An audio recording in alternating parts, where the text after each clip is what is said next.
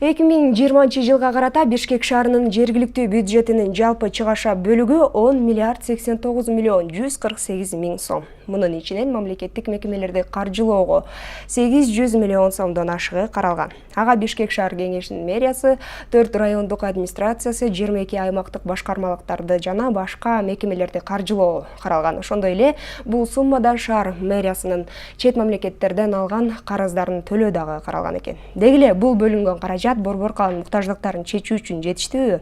Ал каражат кайсыл тармактарга жумшалат? Учурчак берүүсүнөн атайын адистер менен биргеликте түзүүдө жол издемекчибиз. Саламатсыздарбы?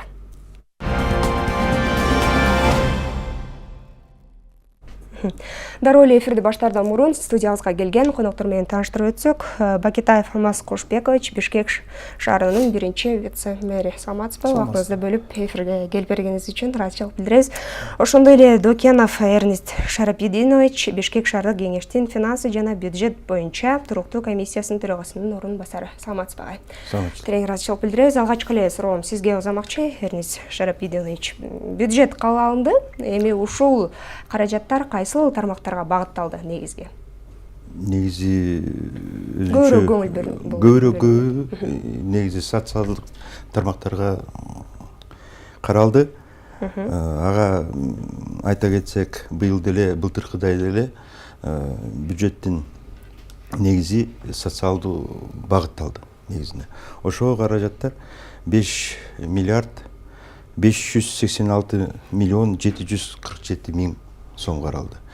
Ага социалдык тармакка. Социалдык тармактарга эти бул саламаттык сактоо жагына, эс алуу маданият жагына, билим берүү жагына, социалдык коргоо жагына. Ошого 5 миллиард 586 миллион 747 миң сом каралды. Бекитилди. Каралды эмес, бекитилди. Анткени сессиядан кийин биз бекитпедик бюджеттти. Ошондон кийин бекитти.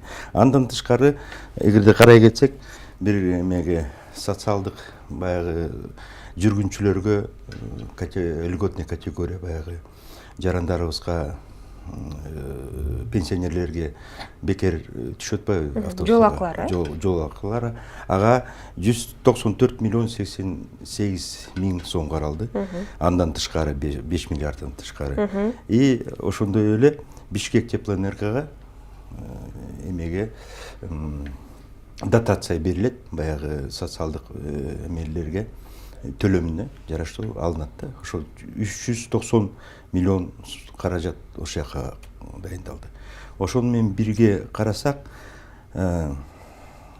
общий социалдык эмелерге багытына жумшалган акча 6 миллиард 171 миллион 627 миллион сомго толукталды.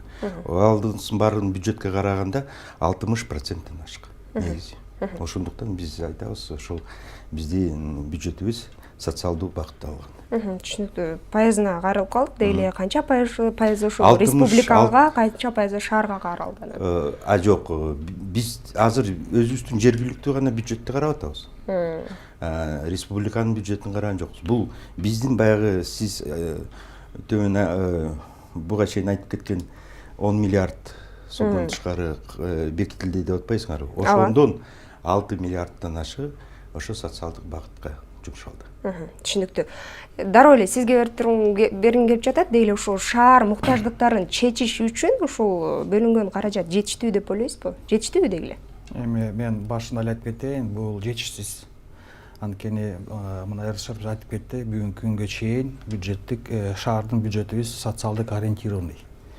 Бул мына жалаң эле мына 3 тармакты карап берсек, бул билим берүү, саламаттык сактоо жана культураны карасак, бул 54% болуп кетип атат. Анан жана кошуп кеткендей проезд, субсидиялар жана тарифтерди, социалдык тарифтерди төлөмдөрү, ошонун баарын кошкондо 60%га түшүп кетебиз. Мына ошо өнүктүрүү бюджетибиз болсо миллиардка чейин жетпейт бүгүнкү күндө. Мына 815 миллион сом бул УКС аркылуу. Тактасак 615 миллион эле ошол өнүгүү бюджет. Бул аны тактап кетсек, капиталдык положение жана капиталдык ремонт чогуу кошкондо ошо 815 миллион болот. Анда да тышкары биз быйыл өзүбүздүн максатыбыз коюп атабыз автобус алуу боюнча. Бүгүнкү күндө биздин бюджетибизде бул каралган эмес. Мына урматтуу депутаттар менен чогуу бул Гор кеңешинин уруксаты менен биз 2-3 булакты каратабыз. Жана айтып кеткендей, бул лизинг болобу же тышкы кредиттер негизинде болобу же биздин өзүбүздүн баалуу кагаздардын негизинде болобу, ошого биз чечим берип мына жакын арада бюджеттик комиссияга биз сунуштарыбызды беребиз. Ошол үчүн бүгүнкү күндө шаардын эң негизги мындай чоң проблема, көйгөйлүү проблемага айтып кетсек, бул биринчиден ушул өнүгүү тармагы, школдордун жетиштиги, садиктерди, бала бакчалар, мектептер жана ушул автобустар. Транспорт маселеси. Транспорт маселеси. Түшүнүктүү. Дароо эле утурлап суроо бергим келип турат. Деги эле ушул акча каражаттарын сиздер ушул мэриянын көрсөтмөсү менен гана бекиттиңиздерби же өзүңүздөр да башка булактардан алдыңыздарбы? Негизи мыйзам боюнча, бюджеттик кодекс боюнча аткаруу жергиликтүү аткаруу бийлиги ошо бюджетти түзөт. Негизи биздин компетенциябызда биз ошол аткаруу бийлик түзүп берген бюджетти карайбыз. Карап, бардык жагын карап туруп, анан ошону же эгерде анча-мынча өзгөртүүлөрүн киргизип бекитип беребиз, же болбосо ошону эле бекитип сессия алып барып бекитебиз. Негизинен аткаруу бийликтин эмесинде да бюджетти түзүү. Түшүнүктүү. Демек, ошол бекитилди, кандай көрсөтүлсө ошо менен эле. Ал деле бекитилет. Анткени биякка ошол республиканский бюджет бекитилгенден кийин анан кийинки позицияларды түшүргөн, цифраларды ылдыйга бизге түшүрүп бергенден кийин аткаруу бийлик ошонун негизинде бизге жалпы жергиликтүү бюджеттин түзүп беришет. Түшүнүктүү. Чоң рахмат. Алмаз Кушбекович, деги эле ушул салыктарды чогултуу боюнча кандай иштер, кандай аракеттер жүрүп жатат? Эмненин негизинде салыктар чогулуп атат бүгүнкү күндө? Мына алдын ала айтып кете турган бир маалыматым бар. Бүгүнкү күндө шаар боюнча жалпы мына 19 жылы 84 миллиардтан ашыгыраак киреши булактар чогулган. 84 миллиардтан ашык. Ашык, э? Анын ичине болсо шаарга калган 8 миллиардка кичине мында ашып бюджетке калат да. Ошо менен караганда мына 10% эле ошо шаардын бюджетине караштуу көлөмү бар экен да бүгүнкү күндө. Ички дүң продукцияны алганда бүгүнкү күндө шаар болсо 40% берет. Эми ушунун баарын салыштырып алып келгенде бүгүнкү күндө бюджетибиздин тартыштыгы ошо киреше жагыбыз аз. Ага карабай дагы айтып кетишибиз керек, салык эмес да кирешелерибиз бар. Жыл сайын биз айтып атабыз, мына депутаттар менен да чогуу жаңы положениеда киргизип атабыз. Бул биздин жана активдер, бул жер арендасы, мүлк арендаларыбыз бар. Ошолордун баарын карап чыгып, мына жакын арада да мен айтып атам, да сунуштайбыз. Бул реклама, парковка деген алдыда турат. Ушуну маселе. Ошону да иштеп чыксак, да бир топ кошумча болот бюджетибизге. Айтып кетишим керек, ушул жылдын ичинде да биз Гор кеңешке, шаардык кеңешке да сунуш беребиз. Ошо бюджетибизди да кошумча каражаттар менен да булактарды аныктап киргизе тургандай ушундай бир сунуш болот. Анан алдын айтып кетсек, кандай иш-чаралар. Жыл сайын эмес, мына бир ай сайын биздин караштуу булактарыбыз бар. Жергиликтүү бюджетке караштуу салык кирешелер. Ошо негизинде анализдеп, мониторингдеп, ошо айтып кеткендер мындай патент негизинде мындай эң чоң көлөмү, эң мындай 80 эмес 40% бул подоходный налог. Налог с продаж. Мына өкмөттүн программа негизинде жыл сайын ошо көлөмүбүз өсүп атат. Подоходный налог боюнча. 21-ci жыл толугу менен 100% подоходный налог ушу жергиликтүү бюджетке тийиштүү болот да, расщепление болбой.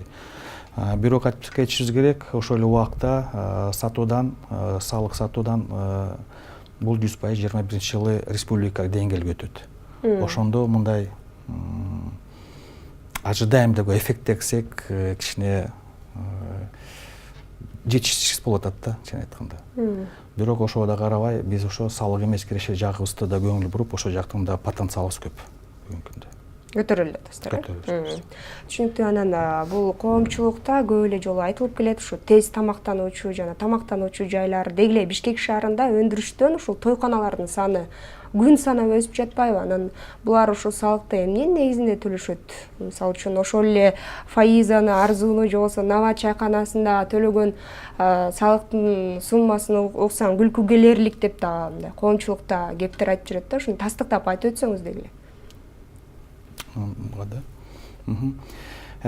Айтып кетишим керек, мына бул макроэкономик көрсөтүшүндө бул сфера услуг дейт мунчу.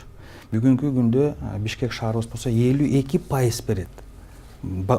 Жалпы мамлекет менен теңиштирсек көрсөткүч 52%. Бул сфера услуг, жана сиз айткандай бул ресторан, кафелер. Эми буга тиешелүү кандай төлөмдөр бар? Бул биринчиден ошо контракт негизинде муна салык кызматы аркылуу булар контракт түзүшөт. Бул биринчи вариант. Экинчи общий основание деп коет, жана өзүнүн бухгалтериясын алып барып жүрө турган. А жерде баары салыктар көрсөтүлөт. Бул боюнча да биз айтып атабыз, көп да нерселер бар. Мына бюджеттик комиссияда жыл сайын айтып кетет, бизге ошо хронометраж кылып, бир, экинчиден санын караш керек. Канча официант бар? Ар официантка өзүнүн көлөмдөрү бар, төлөм көлөмдөрү бар. Ал да чын айтканда жетишсиз болуп атат бүгүнкү күндө, толугу менен көрсөтпөй жатат. Анан бул айтып кетиш керек, орус тилинде айтканда, бул культура налогоплательщика деген бүгүнкү күндө толугу менен иштебей жатат. Аткарбай жатышабы ошондо? Ооба. Салык кодекс бар, аны баары мыйзамда аткарышыбыз керек. Бирок чындыгы келгенде көп да маселелер бар турат да эле. Кандай маселелер мисалы үчүн? Эмне себептен ушу салыкты аткарбашы мүмкүн? Эми бул жерде айтып кетишибиз керек, эми жергиликтүү биздин тиешелүү бул салык кызмат болсо мамлекеттик орган. Мындай бизге баш ийбейт. Же шаардык кеңешке же мэрияга дегенечи. Бирок ага карабастан биз бирок иш алып барасыздар да. Чогуу иш алып барабыз.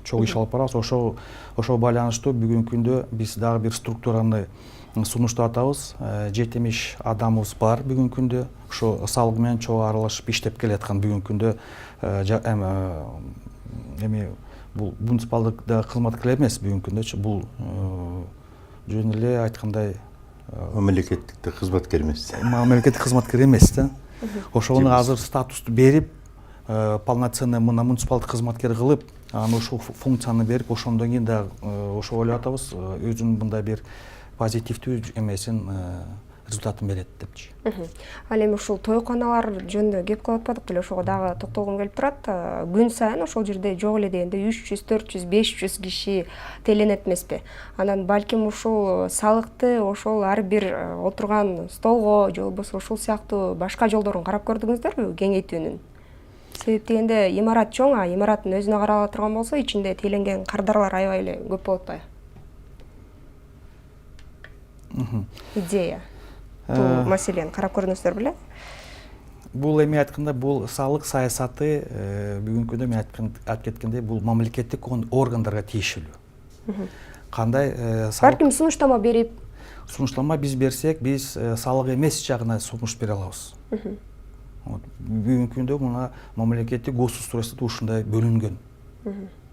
Муну чын айтып кетиш керек. Ошол бирок жакшыртуу боюнча сиз туура айтасыз, биз өзүбүздүн сунуштарыбызды беришибиз керек. Мындай чыгара турган кандайдыр бир жеңилдетүү, мындай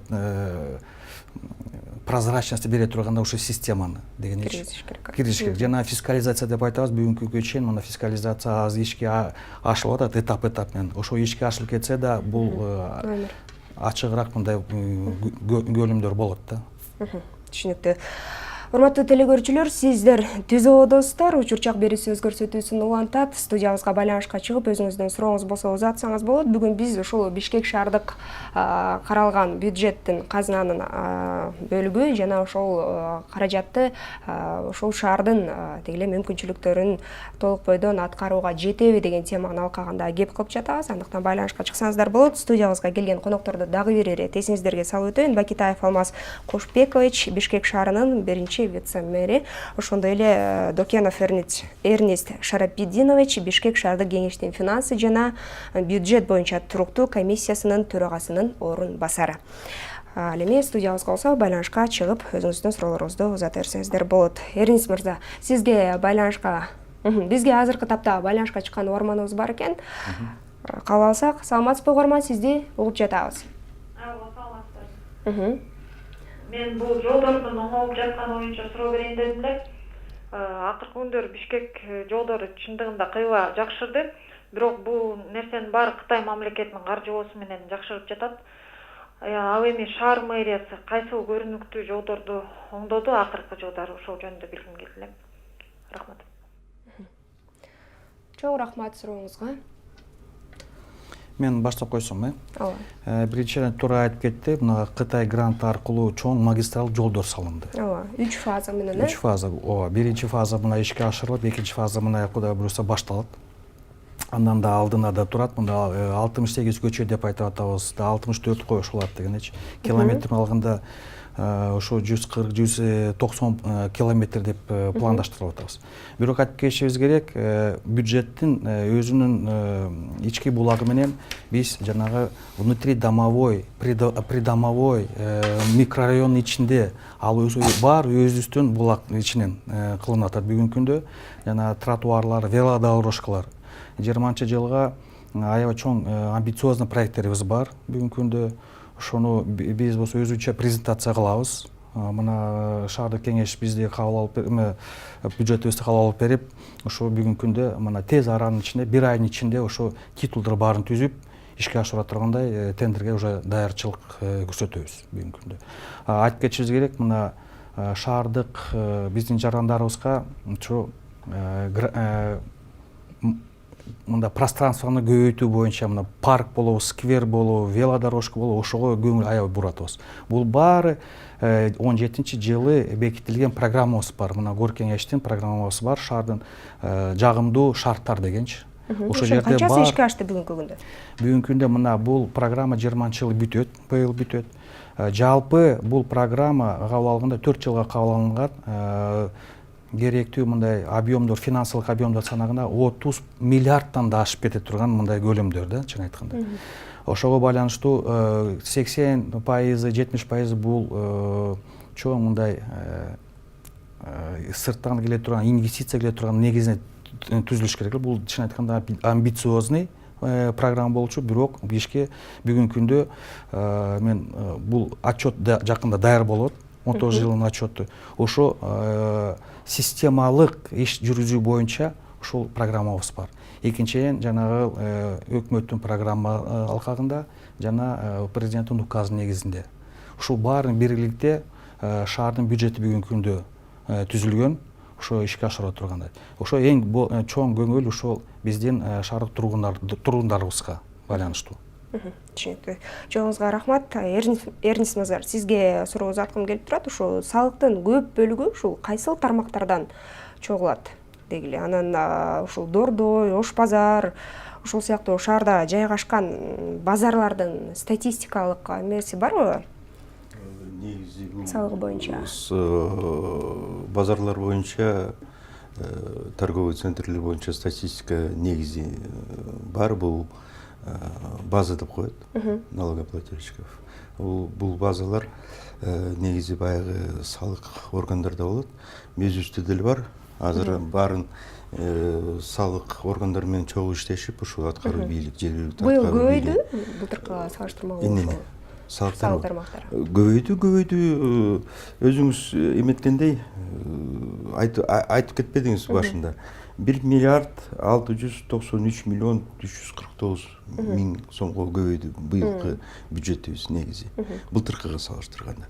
Ошондо ага карабастан азыр мен деле мындай эсептеп чыкканда 1 миллиард 609 миллион, это 866-67 миллион миң деп коелу.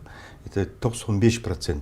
Ошо кошулган акчадан ашкан кошулган акчадан 1 миллиард 609 миллион 866 миң сом бул жанагы эмеге жумшалып атпайбы, биздин эмегелерге, социалдуу тармактарга жумшалганда. Ошондо мындай эсептеп кетсек, кошулганы 5% биздин баягы өнүгүү бюджетке гана карап атат да негизинен.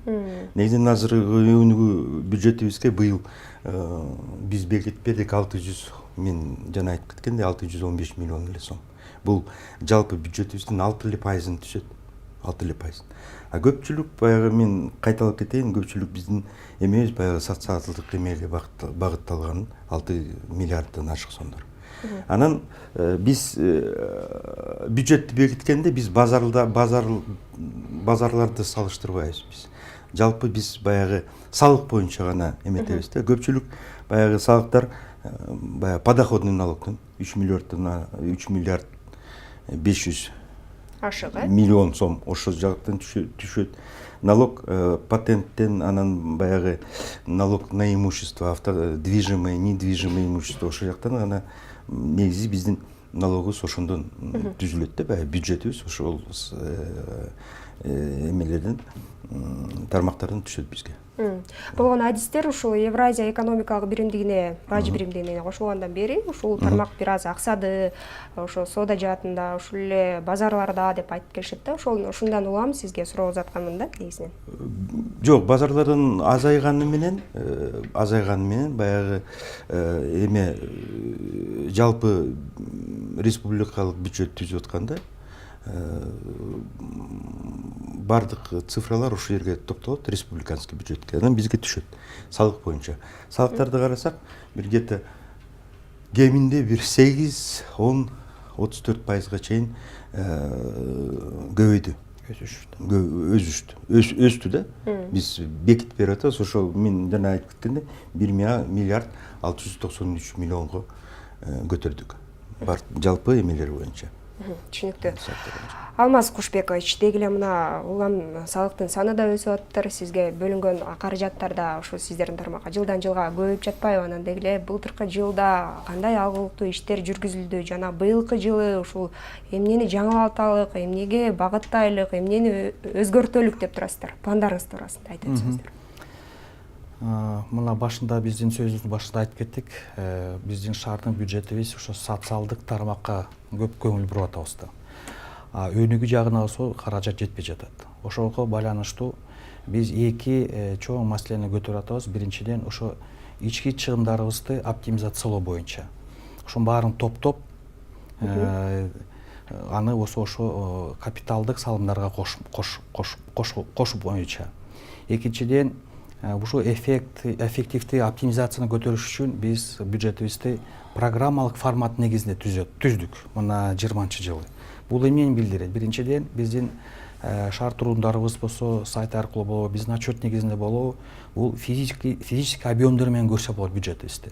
Жалаң эле сандар менен эмес, канча жол салынды, канча километр, канча бак, сейил бактар канча салынат, бул баары физический объем негизинде көрсөтүлөт. Бул жөнөкөй тил менен айтканда да гражданский бюджет да болот. Бүгүнкү күндө ага кошумча гражданский отчет да болот. Бул чын айтып кеткенде гражданский отчетубуз деген бул биринчи мындай биздин мамлекетибизде болуп аткан кадам. Анан эң негизги мындай чоң бир белгилүү да бир проектибиз бар 20-жылга, бул граждандык инициатива деген проектибиз бар. Бул биринчи эмне? Биздин шаар тургундарыбыз болсо бюджетти кандай кабыл алдыңар, кандай аткарасыңар деген көп маселе суроо туудуртат да. Ошого байланыштуу биз азыр айтып атабыз, ошо биздин шаар тургундарыбыз ошо активдүү катышып, бул бюджеттин формированиясы эмес, бюджеттин аткарылышына байланыштуу. Бул ошо система бүгүнкү күндөн баштап мына ишке ашыра тургандай кандамдар менен ар жарандарыбыз болсо заявка негизинде өзү же группа болуппу же бирип ошо сунуштарын болсо заявка негизинде кайрылса болот мына депутаттардын аркылуу. Бул болсо МТУга түшөт, анан болсо акимиятка тез арагында кичинекей мүнөттүн ичинде карап чыгып ишке ашыра тургандай, бир айдын ичинде ишке ашыра турган мындай бир проект биз бүгүнкү күндө сунуштап атабыз. Бул ишке ашып кетсе биринчи эме деп коелу. Мына бүгүнкү күндө муниципалитет мына биз суроо беришти, чоң жолдор салып атабыз, магистральный. Кичинекей үйдүн ичинде, кварталдын ичинде болуп аткан көрүнбөй калып атат да. Аны качан кылабыз, эмне кандай бир шарттар бөлүнөт бул боюнча. Ушул проект ошого байланыштуу. Вот мына ошондо мына биринчиден гражданский инициатива, экинчиден депутаттык контроль болот ошону аткарыш үчүн. Вот эки ушундай мындай пересекаемый бири-бирине контролдоо боюнча ошондо биз эффективдүүлүк мындай бир механизмди бүгүнкү күндө сунуштук. Мына депутаттар колдоп берди. Онда бир 100 миллион сом каралды ошол проектиге. Быйыл бекитип бердик ошол. Эми ошо жарандарыбыз болсо бүгүнкү күндө кайрылса болот, ооба, кайрылса болот. Эгер кайрыла турган болсо, ушу реалдуу түрдө мейли медицина тармагы болобу, мейли ушу билим берүү тармагы болобу, өнүктүрөм ушундай проекттин бар эле дей турган болсо, сиздер реалдуу түрдө каражат бөлүп бере аласыздарбы? Канча сомго чейинки каражат бөлүнөт? Айтып кетиш керек, бул социалдык жагына эмес, бул жалаң эле инфраструктура жагына. Макул, ошол тармагына деле. Ооба. Бөлүнүп берилеби каражат? Бюджет уже каралды, уже аныкталды, булактары бар. Бул кандайдыр бат заявкалар берсе, ошол шартына байланыштуу биз кыска мөөнөттүн ичинде ишке ашыра тургандай ошо механизм бул. Анан бул боюнча өзүнчө отчет болот. Ошол берген заявка кишибиз болсо өзү көрүп турат. Эртеси күнү эле бир жуманын ичинде жана биякта бир столб коюп лампочка освещение кылып бер дегенде эле бир жума, 2 жуманын ичинде эле бул коюлуп турган механизм бул бүгүнкү күндө. Түшүнүктүү. Жоңуңузга Мен рахмат. кошумча айтайынчы. Мындай азыр бюджет жөнүндө сүйлөшүп атат, көпчүлүк баягы көрөрмандар түшүнбөй аткандыр. Мен кичине кыскача айтып берейин. Биздин бюджет республиканский бюджетке каратканда жергиликтүү бюджеттин бир кыйынчылыктары бар да. Анткени жергиликтүү бюджет киреше менен чыгашанын ортосунда баланс болуш керек да, баланстуу болуш керек. Ооба. Бизде баягы дефицит дегенди биз кыла албайбыз да, дефицит, профицит дегендер бизде жок. Ал профицит менен дефицит республикалык бюджетте киргизилет мыйзам менен. Бизде болсо баланстуу болуш керек. Мына канча бюджетти кирешени биз бекитип бердик. 10 миллиард 231 миллион бекитип бердикпи? Ошончолук чыгаша болот бизге. Андан ашыра албайбыз биз. Биздин өзүбүздүн баягы жалпы чогулган бюджеттин 10 миллиард 231 миллион. Бир гана билим берүү тармагына 4 миллиард 514 миллион кетет. Ошондон ашык кетет. Түшүнүп атасызбы? Канча? Кыргызстан боюнча бул билим тармагын жеке только Бишкек шаарында каражатылуу болот. Башка шаарларда жок. Бул негизи бул өкмөттүн компетенциясы. Өкмөт каржылаш керек эле ушул тармакты. Биз болсо өзүбүздүн 10 миллиардтан бияка 4,5 миллиард берип атабыз. Түшүндүрмөңүзгө рахмат. Түшүндүңөрбү? Ошон үчүн бизге баягы жергиликтүү маселелерге каражат жетпейт баягы. Негизи ошондо. Туурабы же? Байланышка чыккан угарманыбыз бар экен. Калалык 56-56-72 сандарын терип, сиз дагы байланышка чыксаңыз болот, урматтуу телекөрүүчү. Деги эле Бишкек шаарына каралган бюджет жана ошол каралган акча шаардын муктаждыктарына жетеби же аздык кылабы деген теманын алкагында кеп кылып жатабыз. Угарман, сизди кабыл алдык, саламатсызбы? Саламатсыздарбы? Угуп жатабыз. Мен ушул шаар бюджети боюнча суроо берейин дедим эле. Шаар бюджетинин негизги көрсөткүчү эмне деп айта аласыздар бүгүнкү күндө? Бишкекти тегеректе курчак салынып жаткан жапырайган жаңы конуштарбы? Негизги далил шаар өнүккөндүгү боюнча. Же ар бир үйдө 2-ден 3-төн токтоп турган чет элдиктер жарак деп чыгарып, биздин жарандар алып келип алган унааларбы негизги далил? Шаарга жыл сайын каражат бөлүнүп жатат. Бирок далил гана, элге ушул нерсе кызык болуп атат да азыр. Чоң рахмат, угарман. Мен так түшүнүп алдым. Менче далил гана деди окшойт. Ушу Бишкектин экономикасын эмне көрсөткүч катары эмне көрсөтүп турат деди да. Жапырайган жаңы конуштарбы же болбосо ошол чет мамлекетте жараксыз деп саналган, анан ар бир үйгө 2-ден 3-төн токтоп турган унааларбы дейт. Далил деп эмнени айта аласыздар деген суроо болду окшойт. Башында айтып кетпеди беле далил дегенде. Бишкек шаары боюнча жалпы салык кирешелер республикага 84 миллиарддан ашык түшөт дедиңер. Ооба. Негизи. Ошо 84 миллиард жалпы жеке эле шаарга түшсө, биздин эле шаарыбызга түшсө, анда биз өнүгүп эле кетмекпиз. Баягы Бишкекти тааныбай калмаксыңар. Жыл сайын 84 миллиардтан. Биз айтып атпайбыз, ошо 84 миллиардтан 10 эле миллиардты бизге калтырып атат өкмөт негизи. Калгандарын башка жергиликтүү бийликтерге таратылып берип атат, дотация сыяктуу. Ошол көрсөткүчтү көбөйтүүгө мүмкүнбү? Сунуштап суранып суранып бул жеке мен уже Кеңешип балким. 2012 жылдан бери биз депутаттар өкмөткө деле кайрылып атканбыз. Ошол жалпы республика боюнча баягы шаардан чогулган салыктардын хотя бы 30%-ын Бишкекке калтырып бергенге. Ошондон бери баягы переговорлор жүрүп азыр биз эмеге жетиштик. Ошол подоходный налогту 100%-ын бизге бергиле, хотя бы биз көзөмөлдөп туралы. Сиз өзүңүз башында айтып кеткендей, баягы ресторандарда канча официанттар иштейт, канча ишмерлер иштейт, ошолордун подоходный налог эгерде түшсө, биз аны көзөмөлдөй алабыз да, туурабы? Санап официанттарды. Налог с продаж дегенде биз бирок көзөмөл бар болсо керек. Менче хронометраж деп атайын, текшерүү жүргүзүлөт го. Жүргүзүлөт, бирок ал себептен да башында айтып кеткен мен первый вице-мэр айтып кеткендей, ал жакта резервтер бар негизинен. Бүт баары толук кара элек азыр.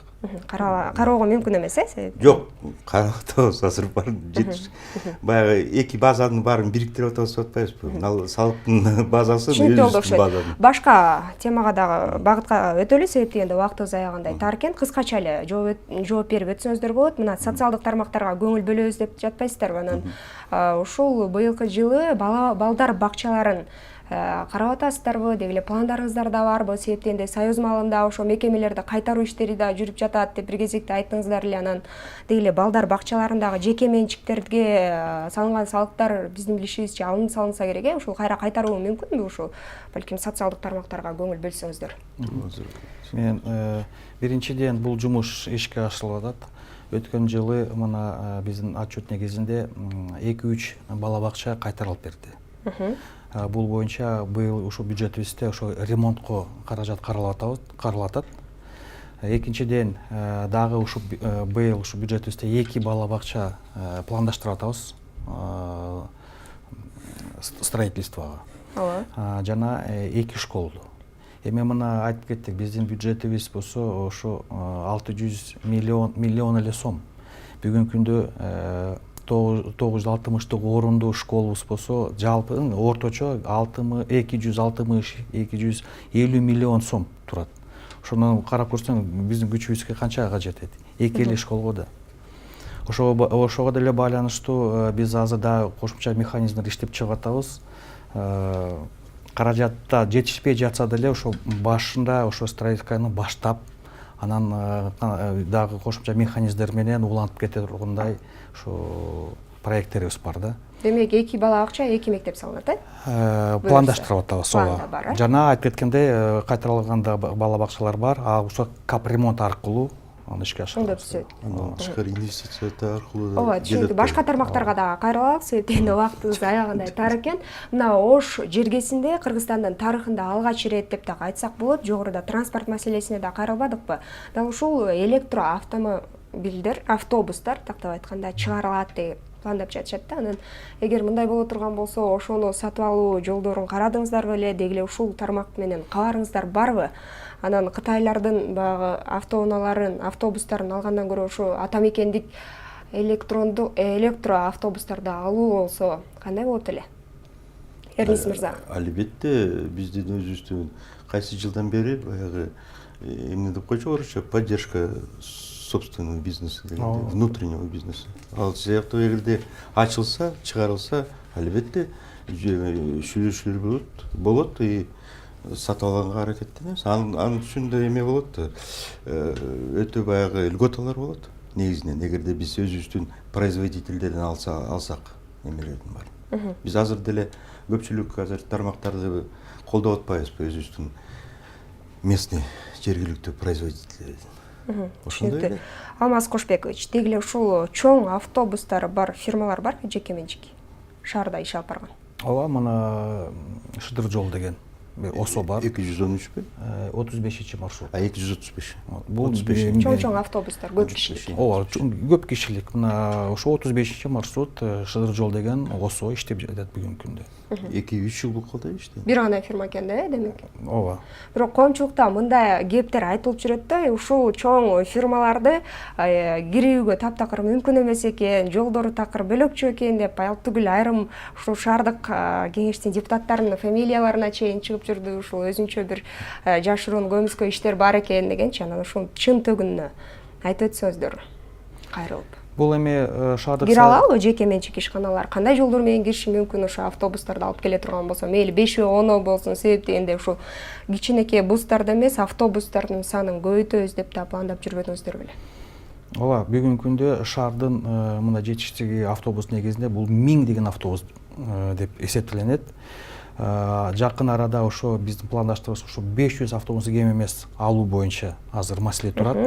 Мына биздин көрүүчү вице-мэрибиз айтып кеткендей, бул автобустар 3 мындай группа менен бөлүнөт. Бул жана длинномерный, средний, короткий дегенчи. Анан жолдорго байланыштуу. Мына чоң магистралдык жолдорго узун, чоң автобустар жана жыл массивтерге мындай кыскача мындай. Ошо планга ашырганда бул системный жумуш болуш керек да. Бүгүнкү күндө жолдорубузду каратабыз, баары парковка болуп калган. Парковка даже койбосо деле биздин жарандарыбыз машинасын коюп коет, чоң автобус өтө алышы мүмкүн. Ошол боюнча да азыр мындай системный жумушту алып баратабыз. Жана менчик деп айтып атасыздар, бул бүгүнкү күндө бул бар. Жана мен айтып кеткен Шыдыр жол деген бул жана мыйзамда жол берет буга.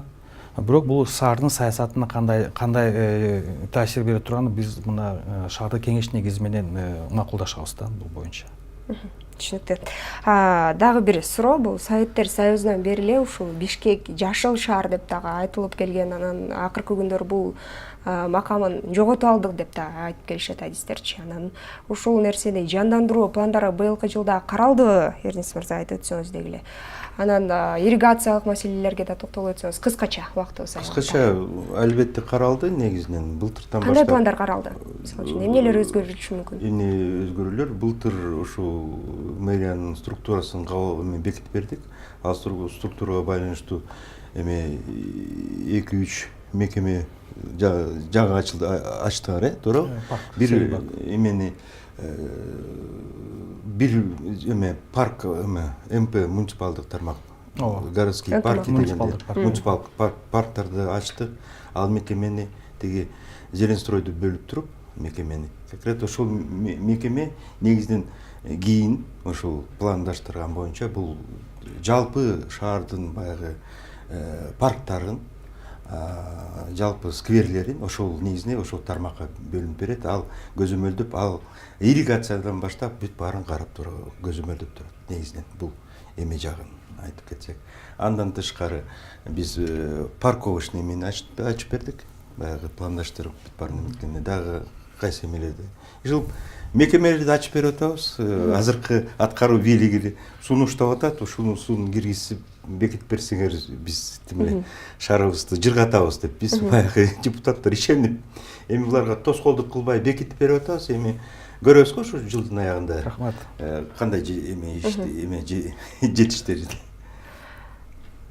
Ооба, сиз айтып өтсөңүз, кыскача эле токтолуп өтөбүз. Мына айтып атпайбы, ишеним арттык деп, анан ишенимин канчалык деңгээлде актай аласыздар, ушул кандай пландар болду ушул тармакка жетиштүү? Кыскача эле 2 сөз менен айтып өтсөңүз. 2 сөз менен мына айтып кеткендей биздин чоң программабыз бар.